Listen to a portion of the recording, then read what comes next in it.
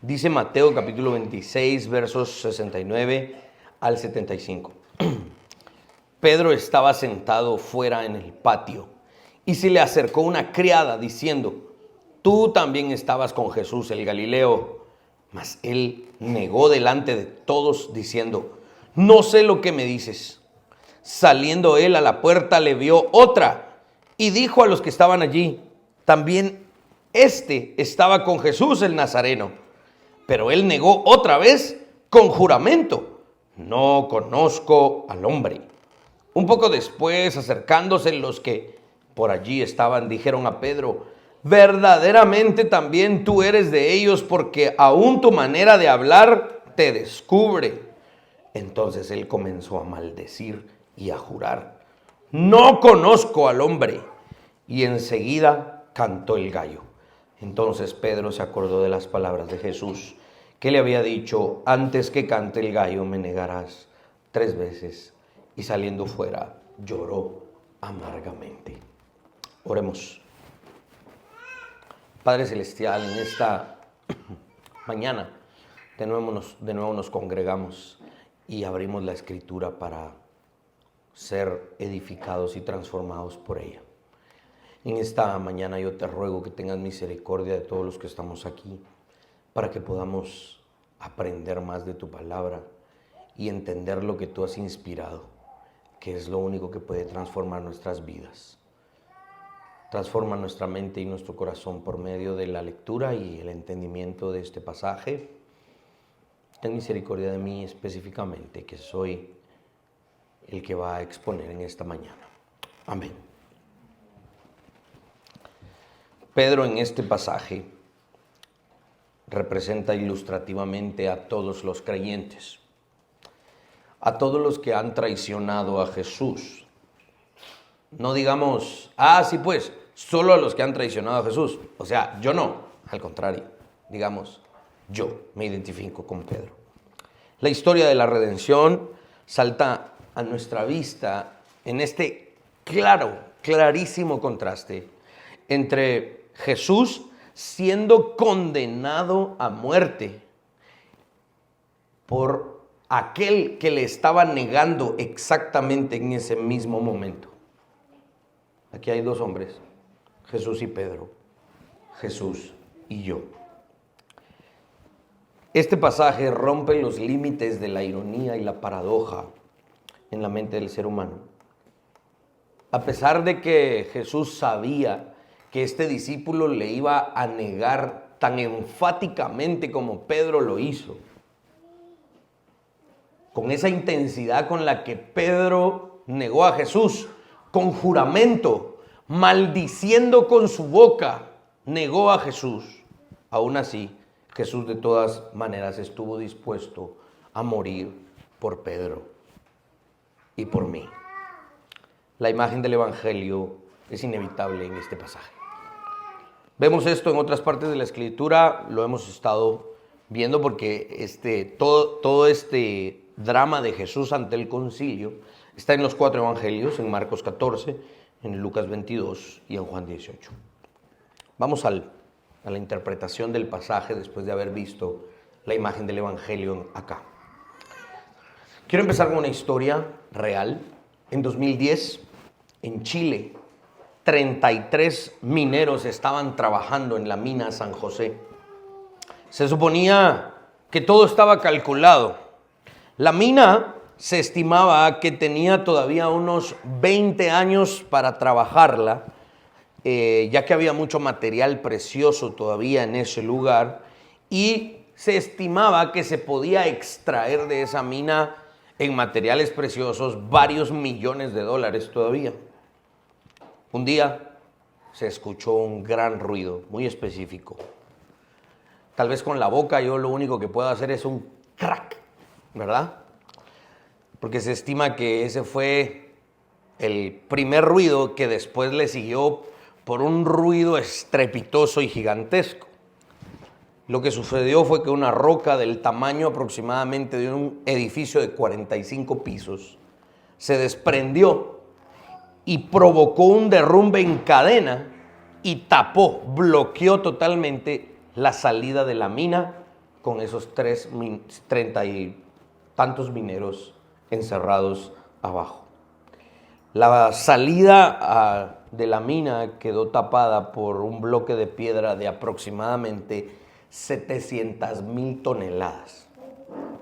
Los mineros quedaron atrapados a más de 700 metros debajo de la superficie durante casi 70 días.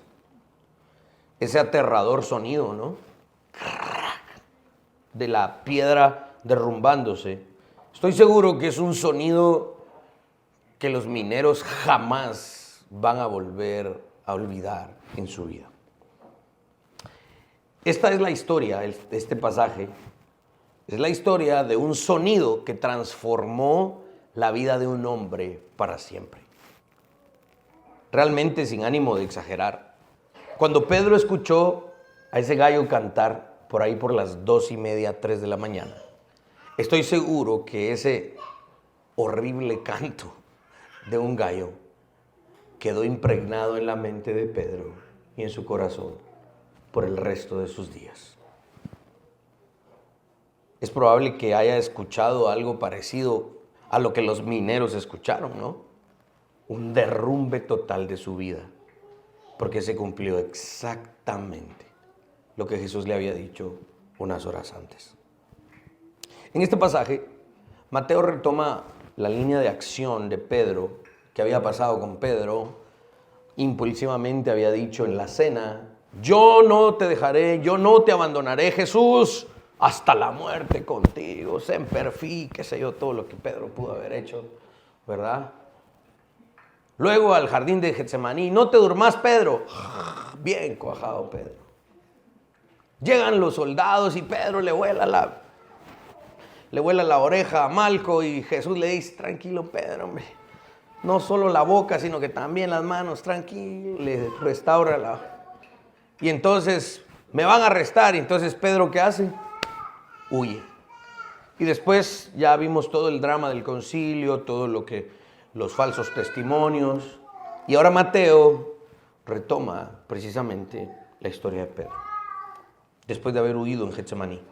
Seguramente todos los discípulos se dieron cuenta de que, si ustedes se recuerdan, varias veces Jesús había dicho: voy a ser entregado ante los oficiales, voy a ser entregado a los líderes, me van a arrestar, me van a matar. Y todos los discípulos, pues sí, oían lo que Jesús decía, pero hasta que llegamos a este momento, los discípulos se dan cuenta y dicen: era cierto lo que Jesús decía, lo iban a arrestar y lo iban a inculpar. Jesús estaba hablando en serio y el momento de la seriedad había llegado. Vamos al primer punto. Pedro es identificado, ¿sí? Pedro está en una misión supuestamente de espía. No quieren que lo identifiquen. Quiere saber qué está pasando con Jesús, pero no quieren que sepan que Él está ahí. La mujer que identifica a Pedro como sirvienta de una casa aristocrática, digamos, de uno de los líderes judíos, cerca del templo. Esta mujer pudo haber estado mucho tiempo cerca del templo y pudo haber visto bien a los discípulos de Jesús en los patios del templo unos días antes, esa misma semana. Recuerden que desde Mateo capítulo 21, verso 1, seguimos en la misma semana. O sea, todos estos capítulos Mateo los registra en esta misma semana. Esta mujer identifica a Pedro porque todo lo relacionado con el que está siendo acusado, Jesús, es importante en ese momento. La gente está atando cabos, ¿sí? ¿A quién están juzgando? A Jesús. Sí, pues, si ese andaba contando. ¿Y qué dijo vos? ¿Y qué hizo? Dicen que resucitó aquel, dicen que convirtió el agua en vino. Dice: sí, pues, yo vi a tal vos, yo vi al hijo de no sé quién. Y qué casualidad que ahí estaba uno de estos, llamado Pedro, a la luz de la hoguera, a la luz de la fogata, calentándose. La gente está aquí en este momento, en el patio de la casa de este fariseo, está intentando hacer sentido de lo que está pasando con este que están acusando. Esta mujer pudo haber tenido cierta curiosidad, pero al mismo tiempo esta mujer pudo haber estado acusando a este Pedro. La mujer utiliza la siguiente frase en el verso 69. Tú también estabas con ese Galileo. En Marcos 14, verso 67 se registra la frase, tú también estabas con ese tal Jesús Nazareno. Esto es interesante, ya que los teólogos infieren que estas declaraciones son declaraciones en algún sentido despectivas, ¿sí? De arrogancia.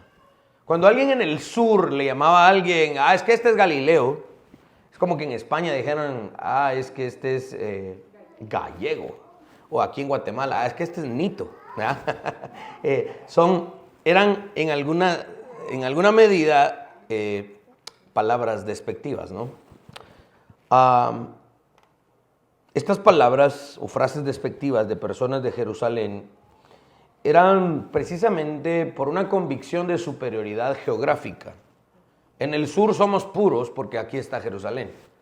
En el norte ustedes no son verdaderos judíos.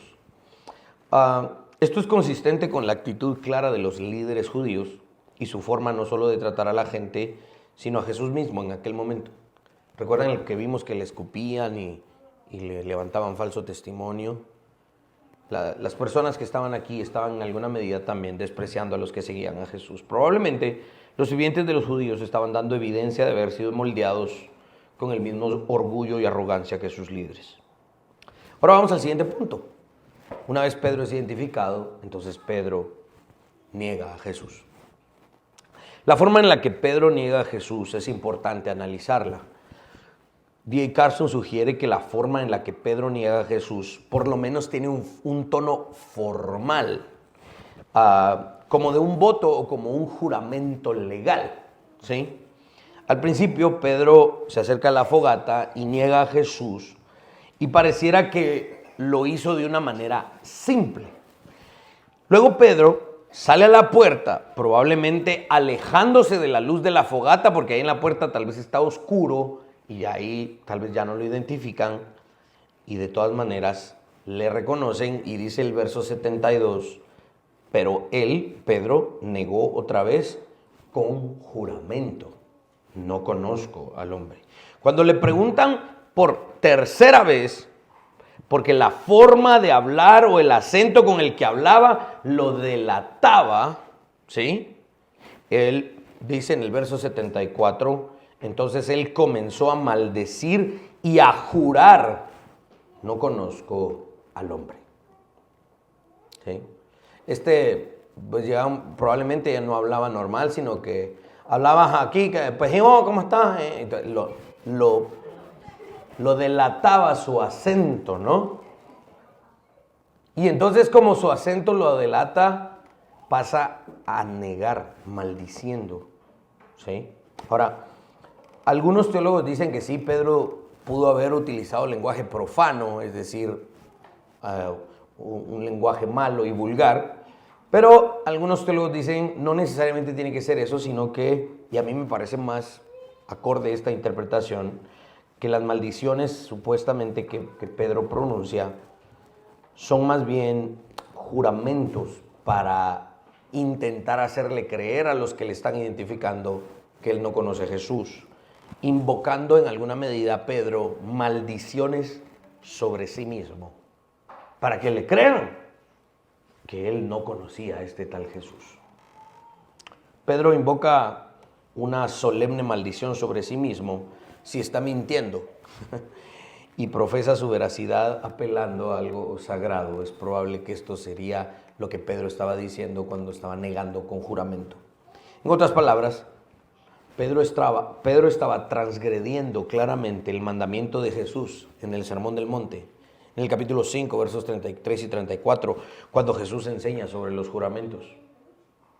No juréis por vuestra cabeza, no juréis por Jerusalén, no juréis por el trono de Dios, porque es sagrado.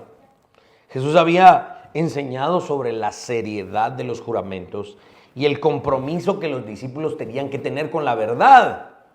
Pedro estaba transgrediendo todos estos mandamientos.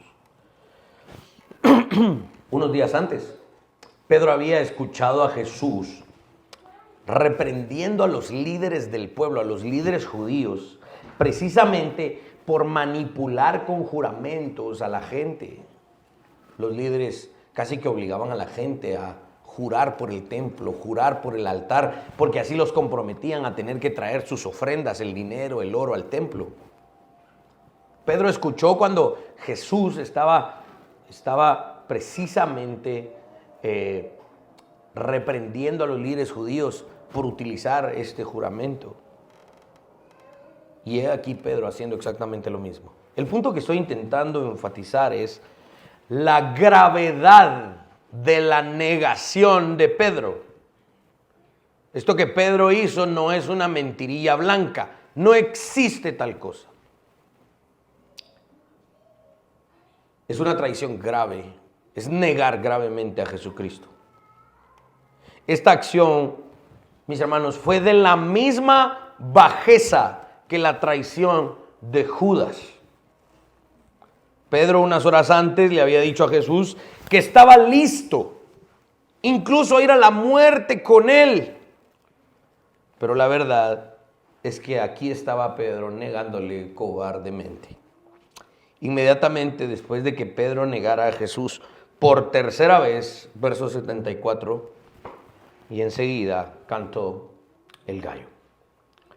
La mejor ilustración que se me ocurre es precisamente la que les ponía de la primera historia con que abrí este sermón. El sonido de una piedra gigantesca de miles de toneladas desprendiéndose y destruyendo. Como que Pedro hubiese quedado enterrado vivo.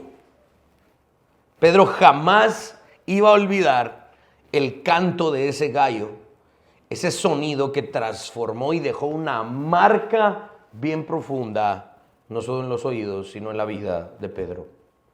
Esto que estamos leyendo en este pasaje no es como esos videos que suben unas patojas ahí en TikTok o en Facebook, ¿va? Que está lloviendo, y dice, si mi novio me es infiel, que caiga un rayo, y no cae nada.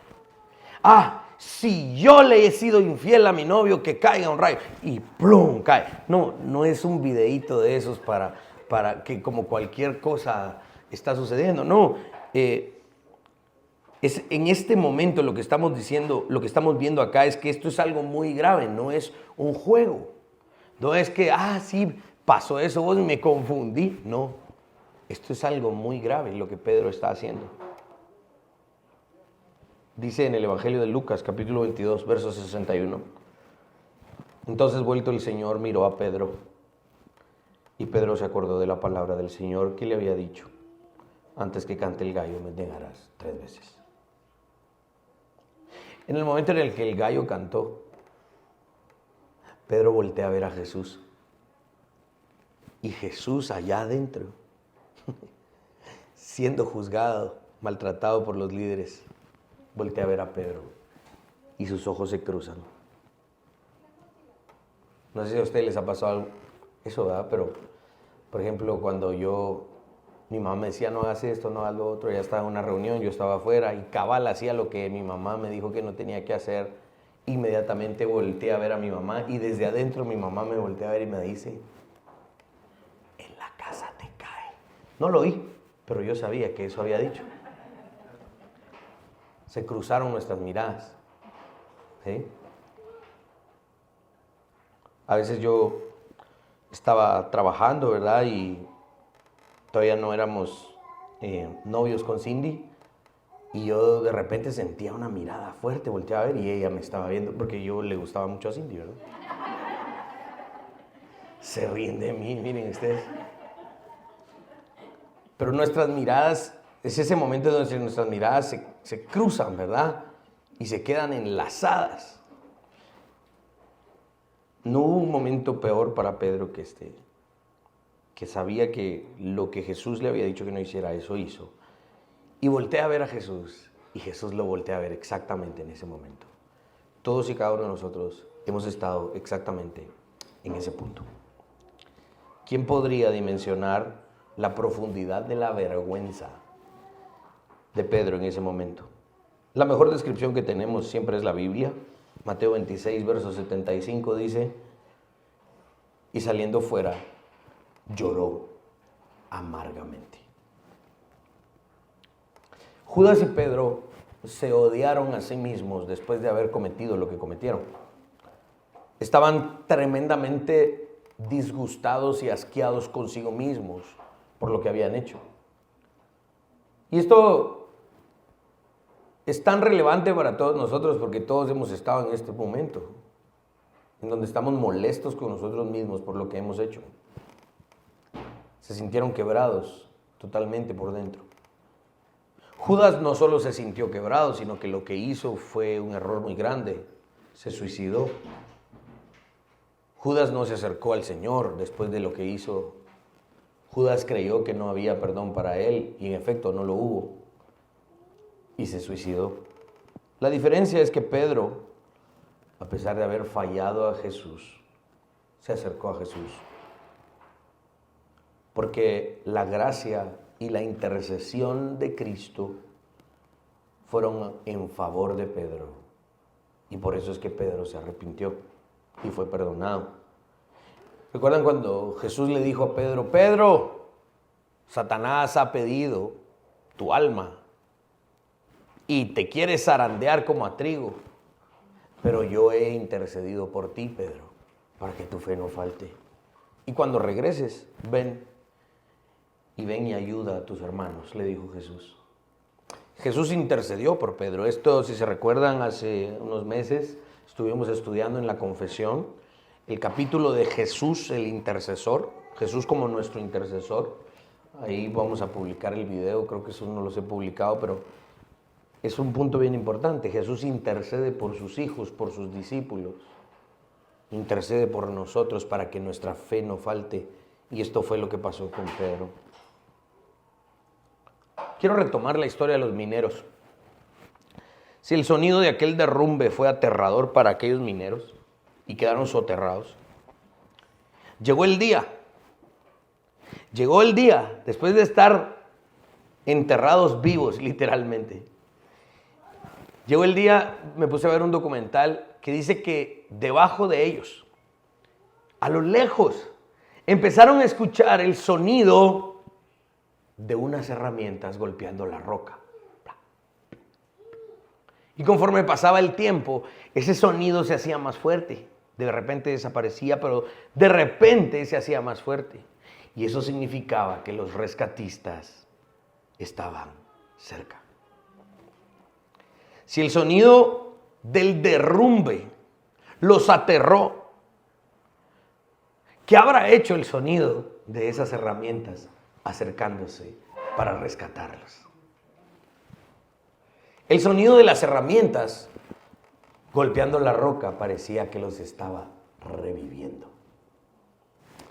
Si el sonido del canto del gallo enterró a Pedro, estoy seguro que aquel día cuando Pedro estaba en la barca, de noche, pescando porque Jesús había muerto, cuando de repente escucha desde la orilla que si tienen pez, que tiren la red al otro lado, de repente Juan dice: Pedro, es el maestro. Pedro se pone la ropa y salta al mar y empieza a nadar y encuentra a Jesús en la orilla. Si el sonido del gallo enterró a Pedro, el sonido de las palabras de Jesús resucitado, no reprochándole, no culpándole, no diciéndole: Pedro, qué mala onda, viste que sos un cobarde, no, diciéndole: Pedro, ven, aquí ya tengo pan y tengo pescado. Al igual que a Pedro, esto nos ha sucedido a cada uno de los creyentes. Si el sonido del gallo lo enterró, el sonido de las palabras del Jesús resucitado lo revivió. Puedo imaginar que el sonido de las palabras de Jesús resucitado borraron el sonido del gallo en la mente de Pedro. Me pongo a imaginar que para ese momento, cuando Jesús ya está resucitado y Pedro lo escucha de nuevo, no culpándolo, no enviándolo al infierno, sino perdonándolo, yo me puedo imaginar que a Pedro ya no le importó que le hayan puesto de apodo Kikiriki. ¿Vos llamame a Kikiriki? ¿Quién? A Pedro. Ah, vos Kikiriki te llamo. Lo empezaron a molestar, pero ya no le importó el apodo. ¿Por qué? Porque las palabras del Jesús resucitado habían borrado el sonido del canto del gallo. ¿Cuántos se identifican con eso? Vamos a la aplicación, a algunas aplicaciones rápidamente. El simbolismo del gallo y la cruz.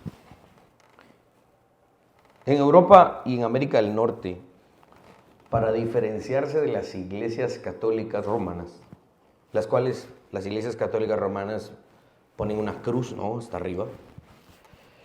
Las iglesias protestantes empezaron a utilizar el símbolo de un gallo con una cruz. En pocas palabras, el gallo es la imagen de la gracia de Dios para con los pecadores. Es una imagen del fracaso de Pedro, ¿sí?, y del triunfo de Jesucristo. Esto nos enseña que la iglesia no es solo una comunidad de personas, sino una comunidad de pecadores que se comunicaron con su Salvador a pesar del fracaso, y gracias a su muerte en la cruz pueden tener esa comunión.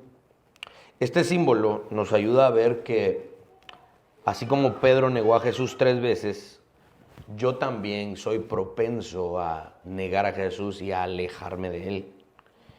Pero solo en Jesucristo encontramos gracia. Hay otra imagen ahí. Esta sí es una fotografía muy antigua de una iglesia en Escocia.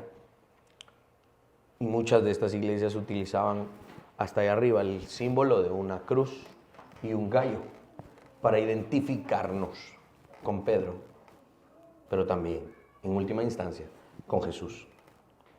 Este símbolo nos ayuda a ver que así como Pedro negó a Jesús, yo también estoy propenso a alejarme de Cristo en algún momento. Y solo en Jesucristo puedo encontrar gracia. Gracia real para mi pecado real. Este símbolo muestra mi fracaso en vivir correctamente y al mismo tiempo muestra la única esperanza que mi corazón pecador tiene, la cruz de Cristo. La cruz donde la iglesia, el pueblo de Dios, fueron redimidos cuando el cuerpo de Jesús fue quebrado y la sangre derramada. Si nuestra fe está en Cristo, mis hermanos, entonces compartimos la historia de la negación de Pedro. Y compartimos con Pedro la historia de la restauración. Así como Pedro cayó tan bajo, nosotros también. Pero así como Pedro fue restaurado, nosotros también. El libro de los Hechos, en los primeros capítulos, abre con un Pedro distinto. Un Pedro que se puso los pantalones y empezó a predicar. Y dijo, yo predico de aquel que me perdonó a pesar de que lo negué. Yo predico de aquel que me perdonó en mi momento más bajo. Y se puso los pantalones, él no era panzón como yo, pero se puso los pantalones y habló con los líderes judíos y les dijo, ustedes mataron al autor de la vida. Vamos a obedecer a Dios antes que a los hombres, mátennos si quieren. Y ahí ya vemos a Pedro listo para morir. Lo cual sucedió. Cuentan las tradiciones que Pedro murió de cabeza crucificado. Y ahí se negó a negar a Jesús. Este Pedro ahí ya estaba listo. Pero tuvo que pasar por un momento tan bajo como este. Y es probable que tú y yo ya lo hayamos pasado o lo hayamos de pasar. La negación de Cristo por parte de Pedro y el canto del gallo están registrados en los cuatro evangelios. Este evento convirtió a Pedro de un hombre quebrantado a un hombre que se arrepiente y experimenta la gracia. Veo esto y pienso en cuánta culpa debe haber sentido Pedro después del canto del gallo. Con mucha frecuencia, aquí vamos a ir haciendo algunas aplicaciones. Muchos de nosotros cuando llegamos a un punto como el de Pedro, buscamos alejarnos de Dios, porque creemos que lo que hemos hecho no tiene perdón. Pero debemos aprender de Pedro que, a pesar de su vergüenza, finalmente cuando tuvo la oportunidad de acercarse a Jesús, lo hizo de nuevo. Vemos a Pedro hacer lo que el Evangelio llama a hacer a los pecadores. Correr hacia Jesús, no alejarse de Jesús. Esta es la diferencia entre Judas y Pedro. El gallo ha sido un símbolo cristiano desde que Dios lo usó para mostrar la debilidad de Pedro, la debilidad de los pecadores y el triunfo de Cristo en la resurrección. A través de la cruz, incluso el hombre que negó 3 veces al Salvador fue perdonado, fue amado, fue restaurado y enviado a vivir celosamente para la gloria de Dios. Hay esperanza en el Evangelio, hay esperanza para los pecadores que han caído muy bajo en cualquier parte del mundo. Cada vez que miren un gallo, recuérdense de eso. Yo comparto con Pedro la debilidad, pero al mismo tiempo la restauración. Esto me lleva a una aplicación más. El que piensa estar firme, mire que no caiga. Pedro le dijo a Jesús unas horas antes, capítulo 26, verso 33, aunque todos se escandalicen de ti, yo nunca me escandalizaré. Según Pedro, él era firme en ese momento. Cuando Jesús anunciaba que sería arrestado, no solo Pedro, sino que todos los demás discípulos dijeron, podemos y vamos a ir a la muerte con Jesús. Pedro creyó que estaba listo en ese momento, pero no, y cayó. Tenía que pasar por la caída para poder llegar a ser el Pedro que la historia de la iglesia después registra. Es probable que tú y yo tengamos que pasar por lo mismo. Pablo amonesta a los corintios y les decía precisamente esto, 1 Corintios 10, verso 12. Así que el que piense estar firme, mire que no caiga. Las acciones de Pedro demostraron que Pedro estaba confiando en un momento en sí mismo.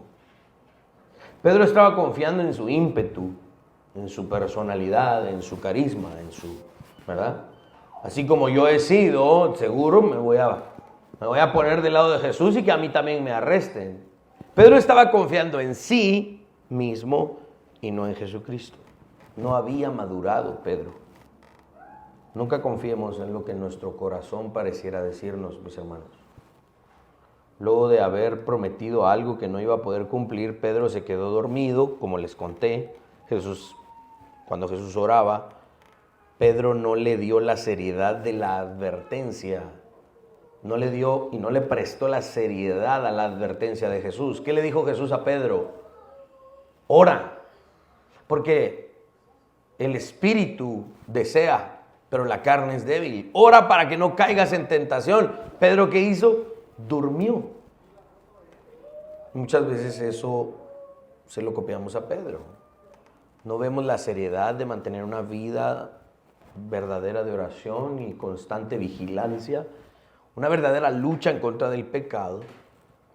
Cuando vienen los momentos, como decimos en Guatemala, de rajar ocote, de verdad en el momento en el que nos toca demostrar de lo que estamos hechos, si no hemos tenido un buen entrenamiento, si no hemos tomado en serio la palabra de Dios para mantenernos en oración y vigilantes, sino que hemos confiado en nosotros mismos, vamos a caer.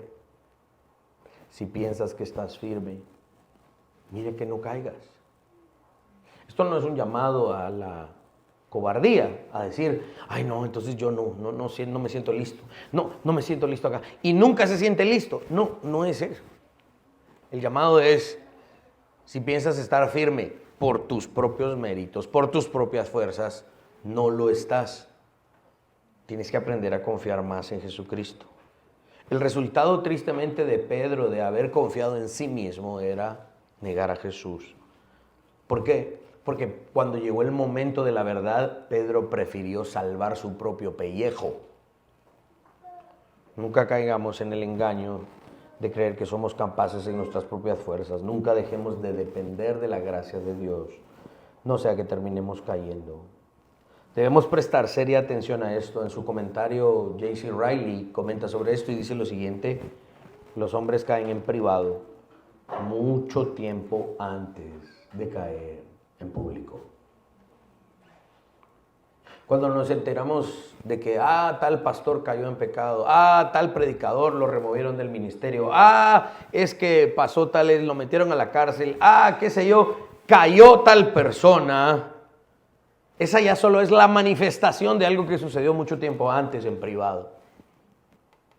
Esto es un serio llamado para cada uno de nosotros. Dios no quiera. ¿Se recuerdan de aquel hermano que venía a la iglesia? De aquella hermana que venía a la iglesia. Sí, fíjate que allá lo agarraron.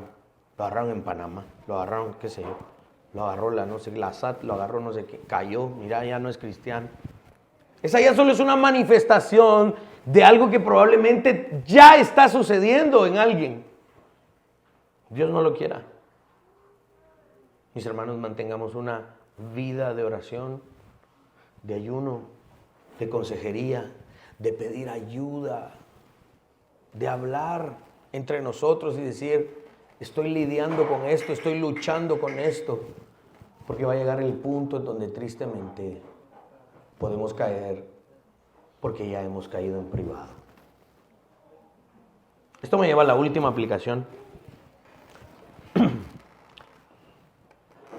No nos queda de otra más que acercarnos al Señor. Tristemente seguimos lidiando con el pecado. Judas traicionó a Jesús. ¿Qué hizo Judas? Judas intentó una supuesta autorredención. ¿Qué hizo Judas?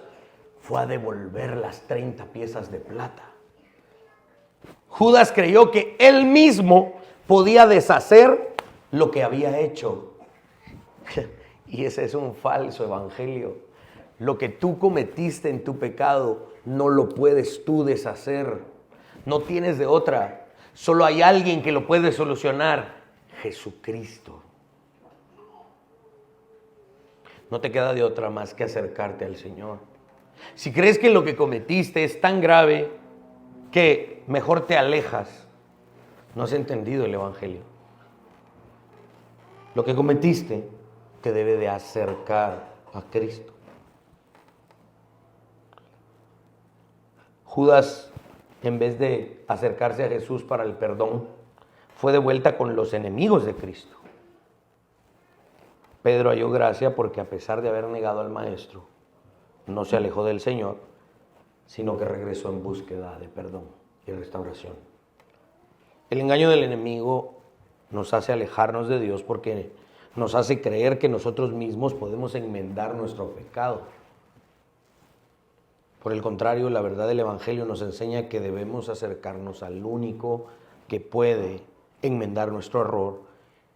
Y sucede que aquel al que nos debemos acercar es aquel que traicionamos. Acerquémonos al Señor y no huyamos de Él. Amén. Pongámonos de pie.